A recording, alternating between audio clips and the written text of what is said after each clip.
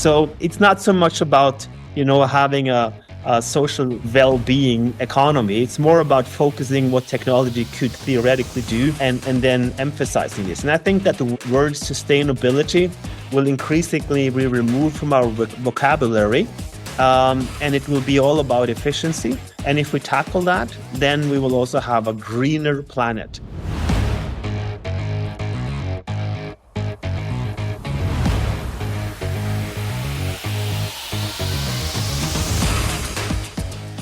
Good morning, good afternoon, or good evening, depending on where you're listening. Welcome to AI and the Future of Work, episode 342. I'm your host, Dan Turchin, CEO of PeopleRain, the AI platform for IT and HR employee service. Our community is growing. We've eclipsed 1 million listeners. Thanks to you, our loyal listeners. If you like what we do, please tell a friend. Give us a like and a rating on wherever you listen, Spotify, Apple Podcasts, etc. And to help us grow the audience, we launched a podcast newsletter recently. If you're not already subscribed, do it. Join us. We share tips and tricks and some AI fun facts that don't always make it into the show. There is a link in today's show notes to subscribe. If you share a comment, I just may share it with our audience in an upcoming episode like this one from Preeti in Burlingame, my neighboring city here in Silicon Valley. Preeti's a developer for an AI startup in stealth mode. She listens while exercising. Her favorite episode is the great conversation from way back in season 3 with Giselle Mota, popular TEDx speaker and future of work authority, about how she broke barriers to enter the tech field. We learn from AI thought leaders weekly. And of course, the added bonus, you get one AI fun fact. Here it is for today. Annalisa Novak writes on CBS News about the recent interview between Jeff Hinton, inventor of neural nets and Nobel Prize winner, and Brooks Silva Braga from CBS. In it, Hinton says the pace of AI development has increased faster than he expected 2 years back. He says it's likely machines will be super intelligent or capable of doing any human task better than a human in the next 20 years. His previous prediction was 30 to 50 years. Hinton says humans will benefit from better healthcare, education, access to cures for rare diseases, and possibly ways to eliminate global warming. Yet, like most tech leaders, he expects all mundane jobs, including secretarial work, call center work, and paralegal work, to be eliminated. He says there's a non-zero probability that AI will overcome guardrails and seek to harm humans. But he says we don't have nearly enough information today to claim that's a likely scenario. Of course, we'll link to the full interview in today's show notes. My commentary, Jeff Hinton famously quit Google years back over concerns that they're focused on AI profits over safety. He continues to criticize all of the major AI labs for their cavalier attitudes and lack of investment in low probability, but potentially catastrophic AI scenarios. When Jeff Hinton speaks, we should listen. He was the most vocal advocate for AI before the recent period of acceleration. We can create a world where AI is both ubiquitous and safe for humans. Let's require everyone developing AI, whether it's Google or a startup, to build ethics and guardrails into their development and testing processes. Now, shifting to this week's conversation, which I have been waiting for. Anders Indset is a Norwegian philosopher, author, and tech investor, and sought-after speaker who is often referred to as the business philosopher. In 2012, he founded the Global Institute of Leadership and Technology. He has served on supervisory board member of the German Tech Entrepreneurship Center. He was one of the early investors in Swiss deep tech company Terra Quantum, and he's the founder and chairman of the board of Njordis Group, a venture capital and advisory company. Got started in 2022. He's since launched the Quantum Economy Alliance to initiate projects at the intersection of humanity and exponential technologies. He was also, and this is a first on this podcast, an Olympic handball player for Norway, thus making him both more accomplished and, more interesting than you, or certainly me. How in the world, Anders, has it taken us this long to have you on the podcast? Without further ado, it really is my pleasure to welcome you to AI and the Future of Work. Let's get started by having you share a bit more about that illustrious background and how you got into the space. Yeah, thank you for having me, Dan. That was quite a bit of an introduction.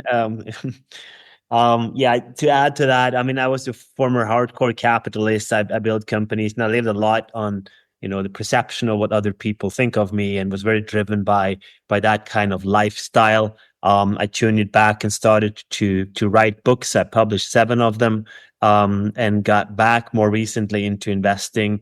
I had investments over the years, but I've spent a decade or so speaking and thinking and writing about the technological topics that you also referred to in your introduction with Jeffrey Hinton. And yeah, I mean, I was born with the initials AI, so I think it was kind of natural to circle back. And the last couple of books that I have written, the Ex Machina, the God Experiment, look at the simulation hypothesis, and most recently, Singularity Paradox, bridging the gap between humanity and AI, where my co-author, Dr. Florian Neukert, quantum physicist out of San Francisco, Austrian-born. We write about artificial human intelligence, where we look at some of these implications that you were referring to on, the continuous progress of the exponential pace that we are seeing. So, I mean, I've always been curious about technology. Norwegian-born, spent the last 25 years in Germany, father of 2 princesses, and I guess just a very curious mind in general. So we opened up with the intro about Jeff Hinton and some of his perspectives on AI safety. When you think about, as a philosopher and a futurist, where you think the world and AI are both headed, do you share Jeff's concern, or where are you at on that spectrum? Yes, I wrote a book back in 2019 titled The Quantum Economy, and I didn't play with, doing some kind of quantum voodooism and referring to entanglement and superposition, but I looked at, the outcome of an economical model. So as I look at the economy as the operating system of our society, and therefore it needs to be kind of sort of stable so that we as a species can navigate and organize within that.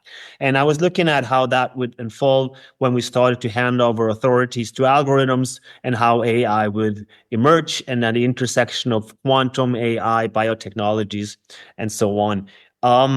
So when I wrote that, it was an international recognized book, but it was kind of sort of futuristic and the theories were radical.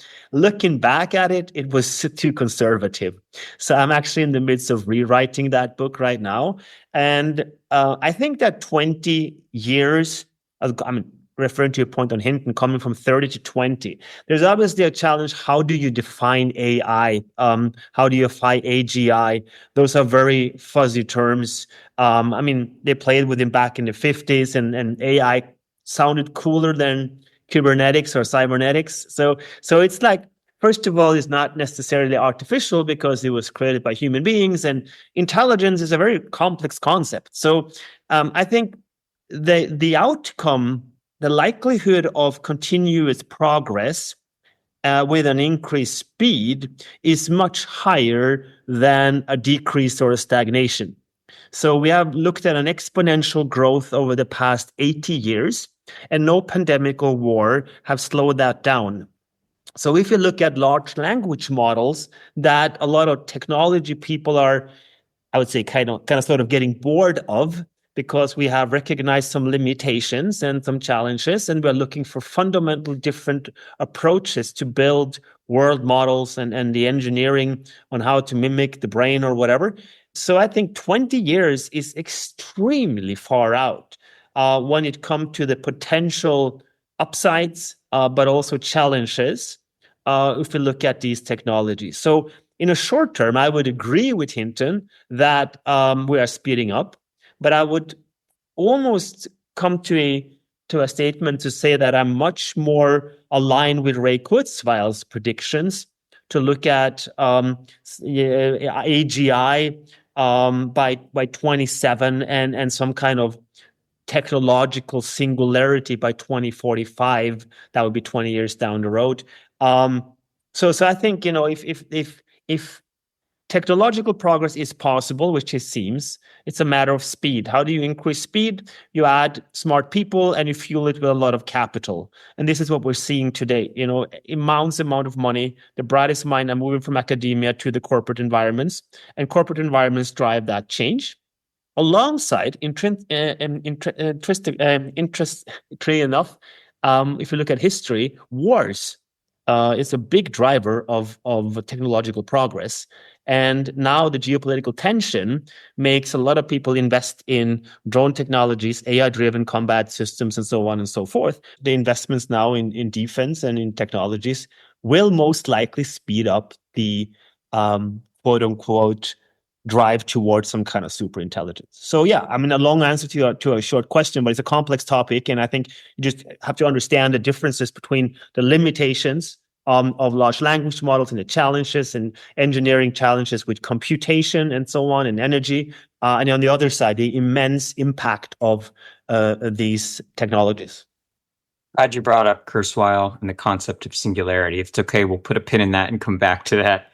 Something you said previously, I love this element of your philosophy. It's woven throughout a lot of your work about the economy as a global operating system. It's a neat way to merge kind of the concepts of technology and society. And one of the ideas that you espouse is that we could potentially create an economy that, instead of focused on profit motives, it's focused on societal well-being. I don't mean to be cynical, but it seems kind of naive. Is that possible given where we are as a race? Well, yeah, I would. So I think the thing is here that the ideology of a society that would be driven by a social, ecological market economy is a result, an output or an outcome of the input that I'm referring to. So let me explain what I mean by that.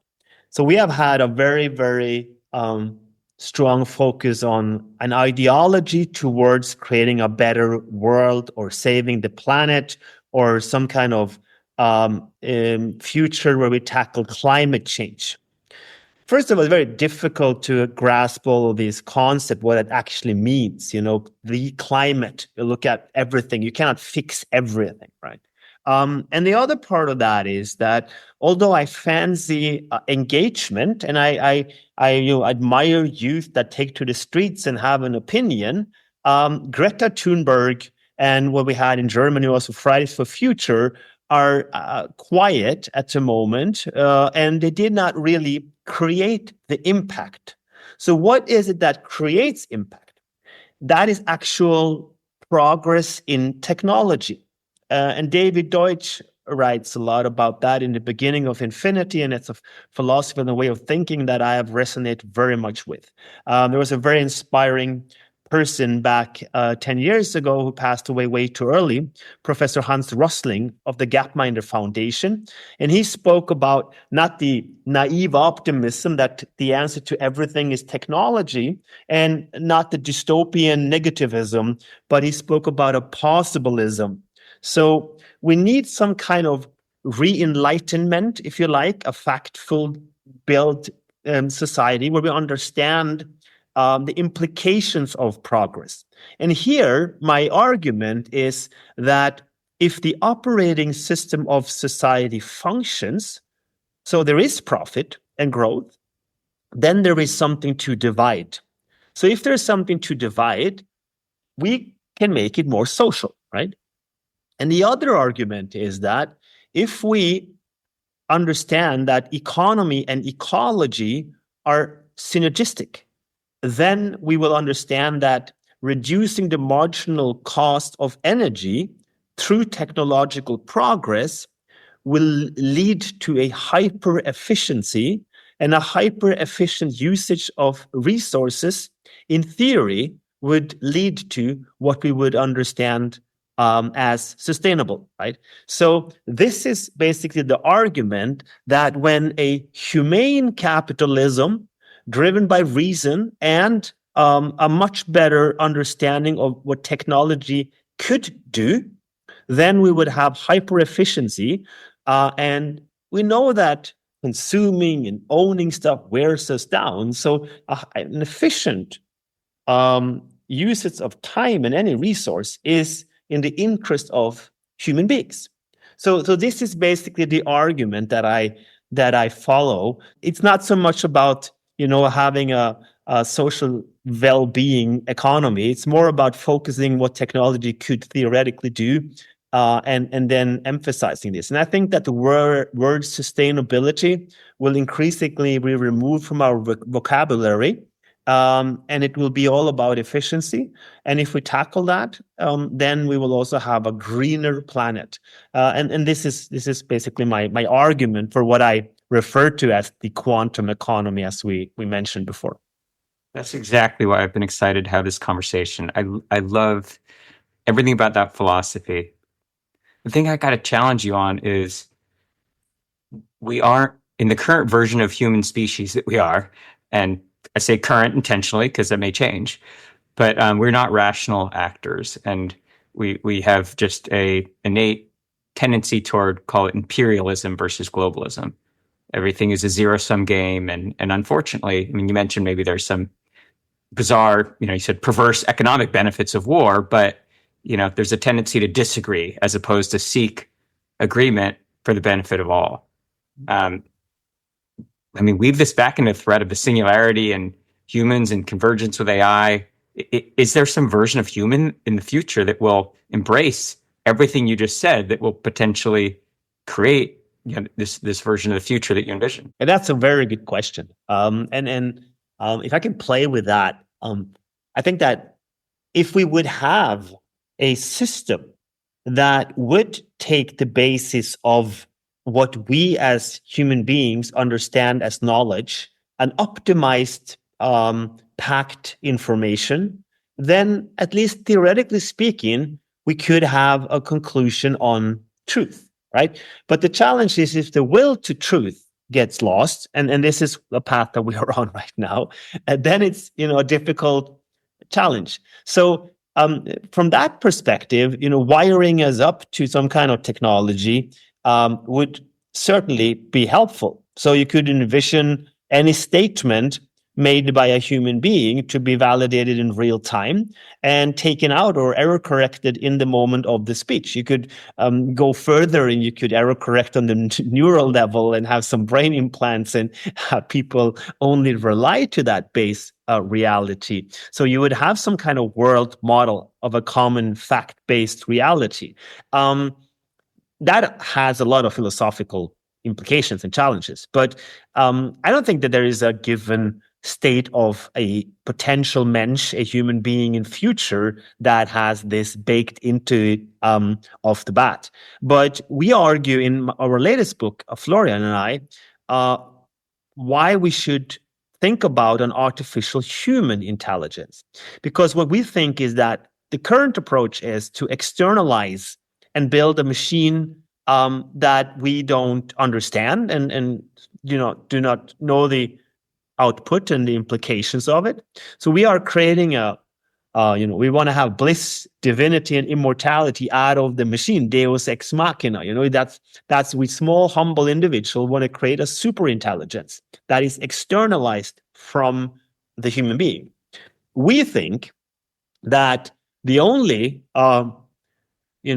promising path is to start with the human being, with the mensch, and then hack biology and chemistry, and then enhance the human from a biological entity, from life itself, and then enhance that with a artificial human intelligence. And we write at length about how that could be, but we think that it kind of sort of romanticizes the understanding of the human being, of the mensch, that there is something that makes us special, if you like. There is something that differentiates us from a machine.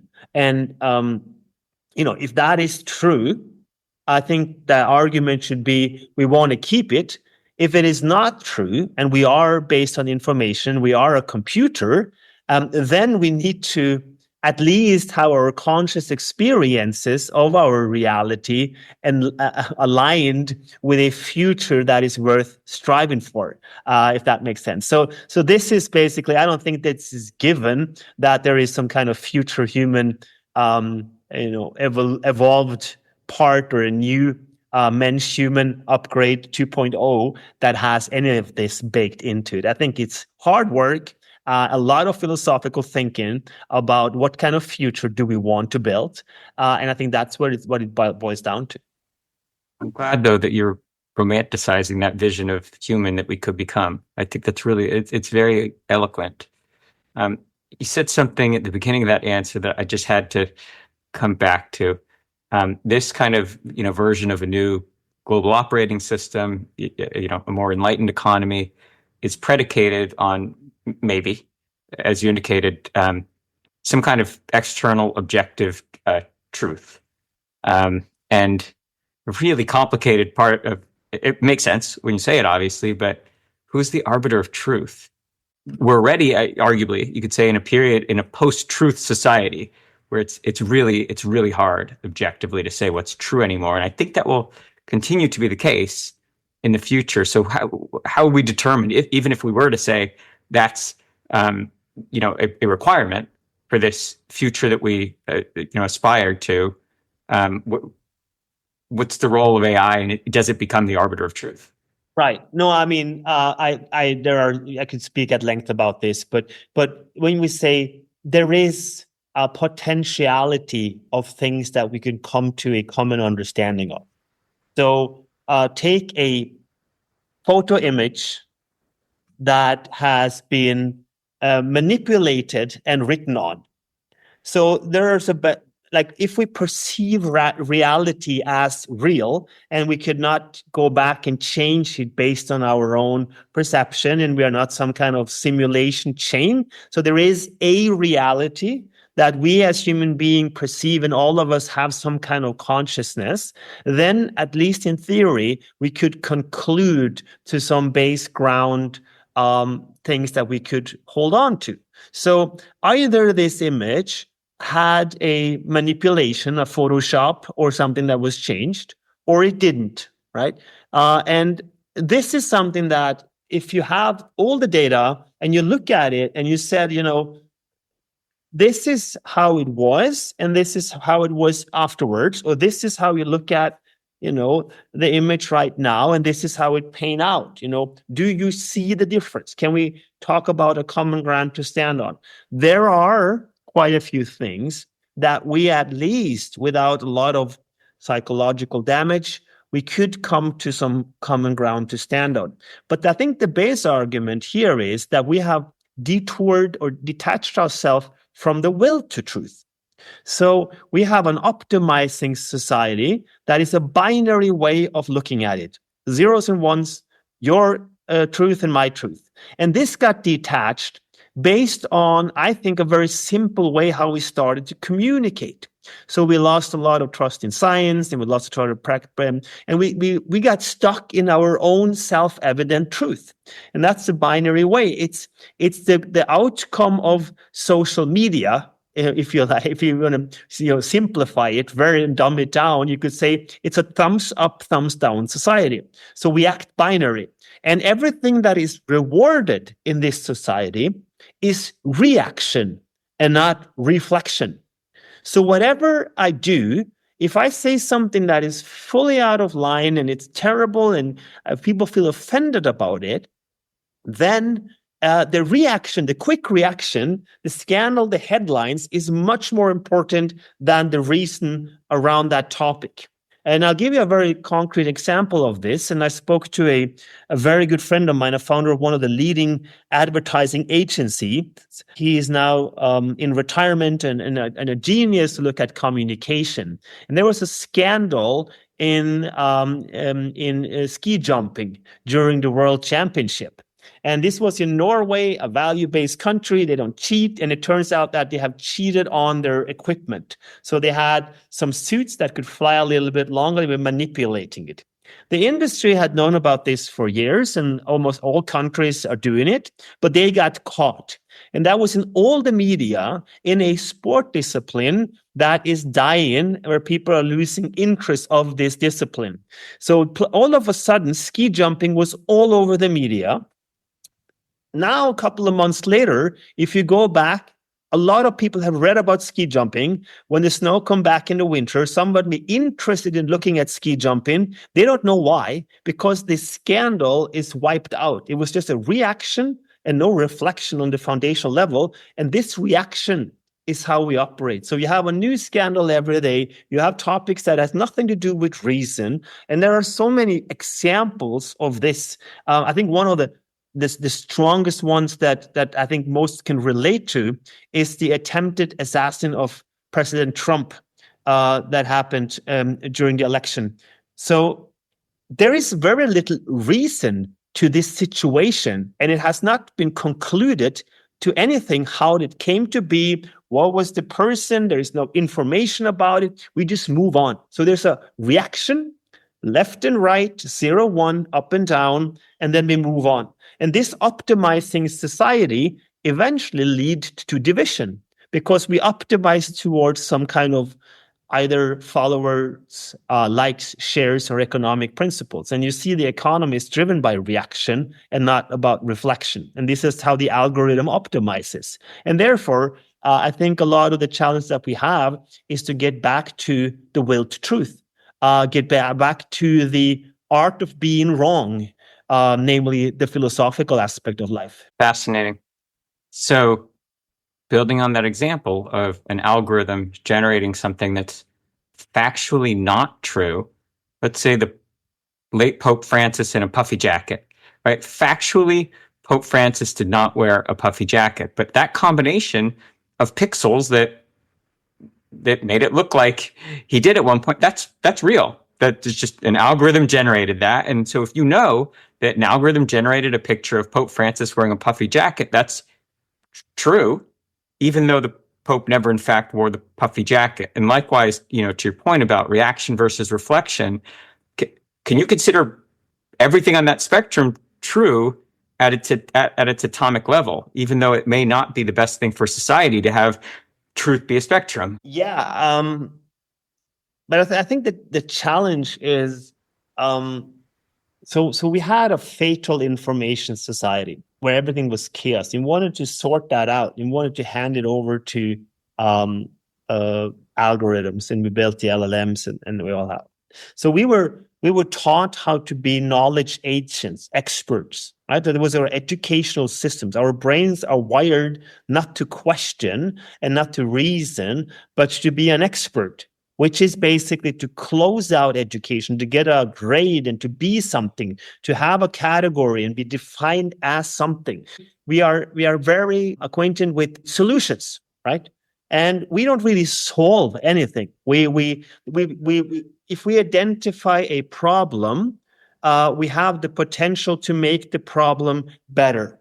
So we can have progress, but we don't have a finite solution. And we were not trained to think like philosophers or to reason. We were trained to be exactly with these answering machines and knowledge and experts. And therefore, I think, the whole essence and what we have to look at it, how do we educate, starting with youth and kids, but also in executive education and in the companies, that it's not about learning about facts, it's about learning how to learn.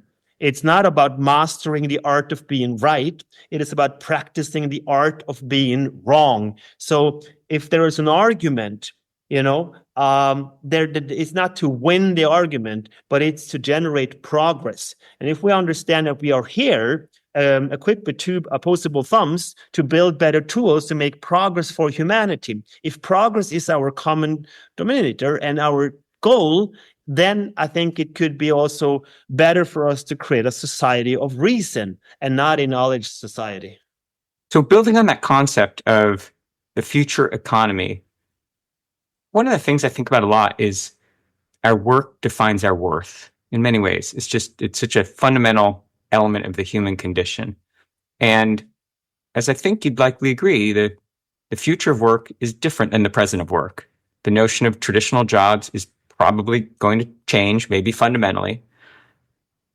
And I got to ask you, what will replace what we typically think of as work defining our worth when kind of this new global economy emerges, or AI intervenes and makes us more productive?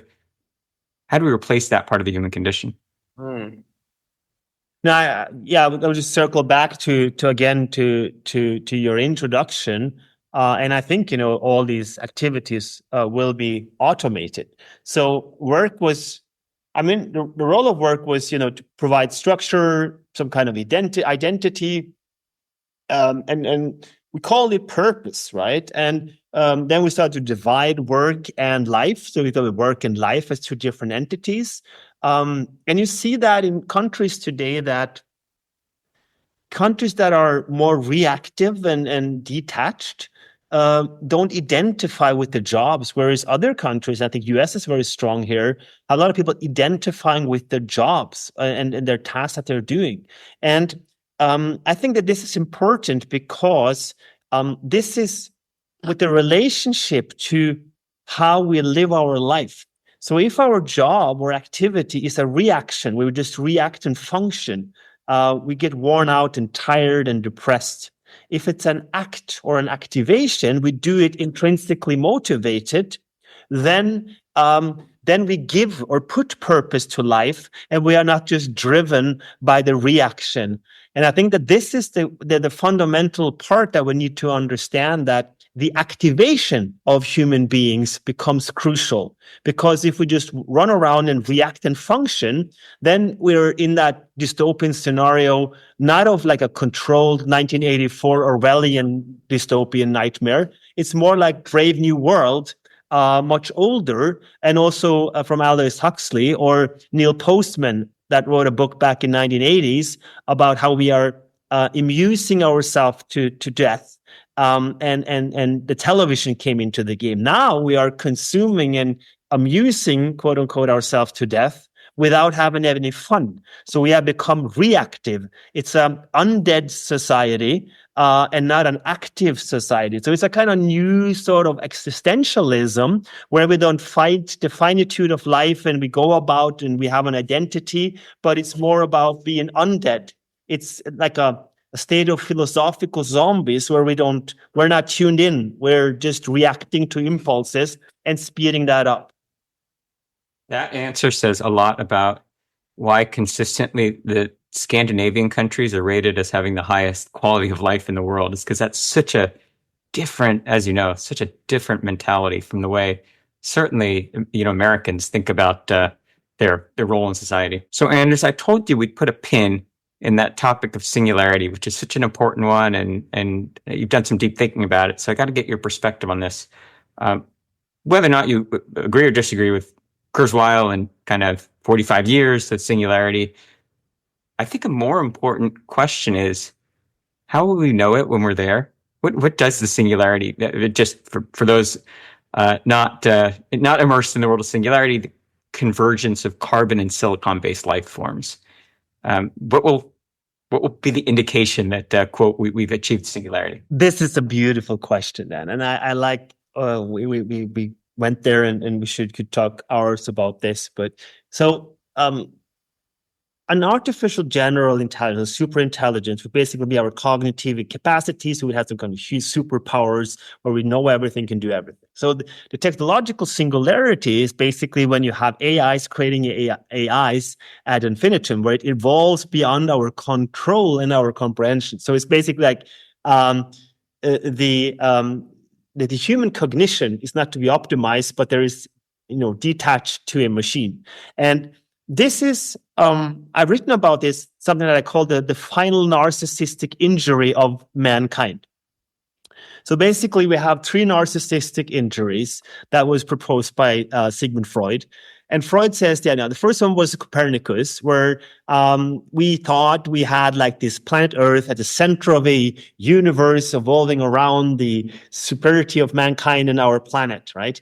And then we realized, well, we're at the corner of some infinite expanding gigantic thing, and that was the first narcissistic blow. Out of that came a lot of progress and development and breakthroughs in science. Then Darwin came along and said, well, we're not like God creatures. We are some evolution chain based on evolving from some kind of animals. And that was the second blow that led to a lot of progress again. And Freud came along with his psychological injury that said that, we are not, as you said before, we are not like rational thinkers. We are, based on some kind of unconscious driver of our behavior. And what I write about is the final narcissistic injury is basically that we take the idea of creationism, divine creationism, and we think that we as human beings can create some kind of humane creationalism where we can create anything.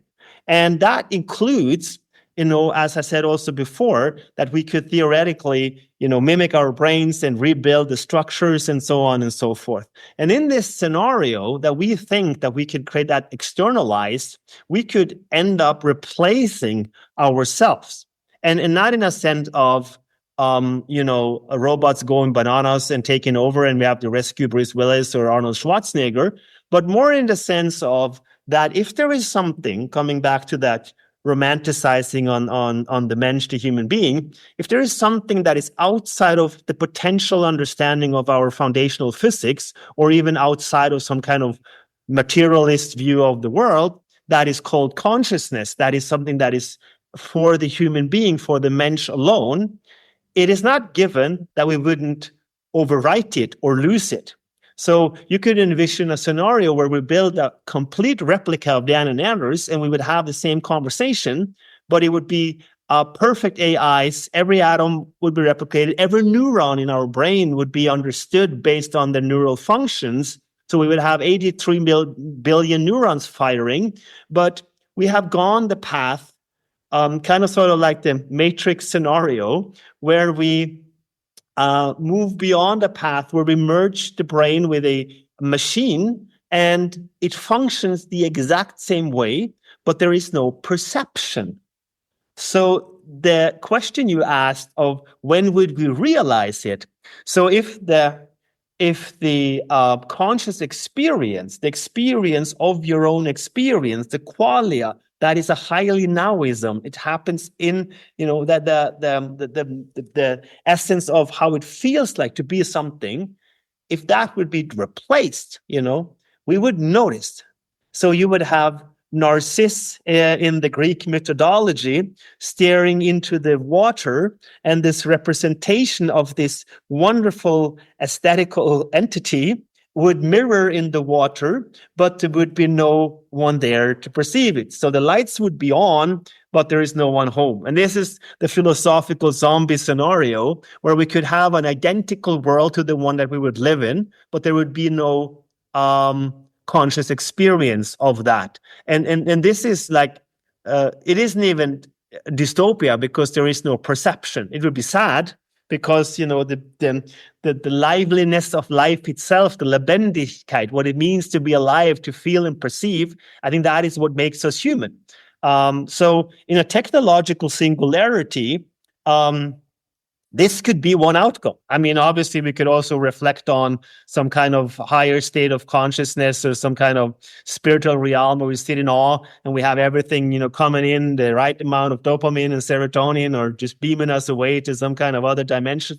That is all potential outcomes of such scenarios. And even if you look at it from a technology aspect, why get stuck in this body if we can put that entity or upload our minds into some kind of other forms, and these are all things that could be reflected on around a technological singularity. That is the topic for a whole other conversation. Just about every one of these topics, right, deserves its own dedicated conversation. This is perhaps the hardest of the 340 something episodes to cut short, but we're way over time, and I've got to ask you one last question before you're off the hot seat. I want to understand your personal journey. So I mentioned you're an Olympic handball player. Clearly, whatever you do, you're exceptional at. You're very ambitious, very talented. And now, I think some of these thoughts that you have, and having read a lot of your books, it's really one of the most interesting threads in any current philosophy or futurism going on. What's the through line through your career, and who is Anders at your core? Well, I think it boils down to being very curious. I'm very interested in understanding and learning stuff, and I have the privilege of that. So when I built companies and I did the sport and I had the headlines, the shabam and everything, but I didn't feel success. And this became a very very important topic to me. So I didn't feel success because I was driven by externalized goals. So the comparison to followers and likes and headlines and everything you did. And I think that's very unhealthy. So today I consider myself highly successful, but not because of fortune, fame, and gold medals, because I experience progress. So the most fulfilling thing to me as success is to experience that you have learned something. And that's the biggest driver that I have. And I'm so privileged because I get up 7 days a week and learn. And it is okay to have a healthy way of living, but I joke about this. And I said, give me 10 extra years between 30 and 50, or give me extra time now, because it seemed like I'm in a hurry to to learn a lot of stuff. And has been my driver since my youth. So everything that I've dug into on the corporate side and sport, I was very keen to learn at depth, and also to go back to first principles and understand. So, and this has been the driver also of where people are come back to me and said, I'm of a different opinion, Anders. And I said, I haven't spoken an opinion. I'm looking for the problem. I'm looking for the understanding and looking for progress, and not to have some kind of hard opinion. I could take any stance on the reflection side. I'm agnostic atheist. I could dance along any logical reasoning and rational structure. And that has been how my brain has been wired, I guess, since I was a child. And I think today it's something that drives me. I'm just very, very interested in learning. Not only is that about your personal journey, but for everyone listening who's maybe apprehensive about a future where your colleague is a bot, just replay that tape and listen to what Anders said. It's about being curious and deriving your own, sense of fulfillment and a thirst for knowledge. And I think that's, back to the comments about, the human condition and everything we talked about previously. It's a good way to end the conversation. That it's never been a better time to be on Team Human, because the world needs optimists and big thinkers and people who are curious and kind and like learning. I would say possibilists, because that includes the strive for the understanding, and there might be something after a finitude of life, some continuum or whatever. I'm open to all kind of theories. Just bring it to me in a plausible way, and also answer me why we shouldn't then make the most out of now. If there is a better place, this is still pretty cool. We can do a lot of stuff. And I think that's what we get. I wouldn't say wrong, because I'm not the one to judge, but at least for me, life is a wonderful journey to nowhere. And I think that you have to fill your life. So coming back to the activation part, right? An active, intrinsic, motivated task to do something. You have to fill your life in order to have a fulfilled life. And this is the opposite to the reactionism and the strive for a purpose and the search of meaning and everything we try to tie back to an answer or a finitude of a categorized, quote unquote, knowledge or a category to stay in. So, yeah, I think that this is to do things and to have that coming from some kind of inner drive I think that's very important in order to cope with these crazy and exciting times. Yeah, well said. Well, we managed to get through almost none of the topics that we had prepared, including before we started taping. We were talking about covering the intersection of AI and quantum, and so you know what, you're just going to have to come back, and I think this is part one of several. Do that, Dan. I'm happy to be back. Had a good conversation, like your question. Yeah. All right. This was really a pleasure. Thanks for hanging out. And gosh, that's more than all the time we have for this week on AI and the future of work. As always, I'm your host, Dan Turchin from PeopleRain. And of course, we're back next week with another fascinating guest.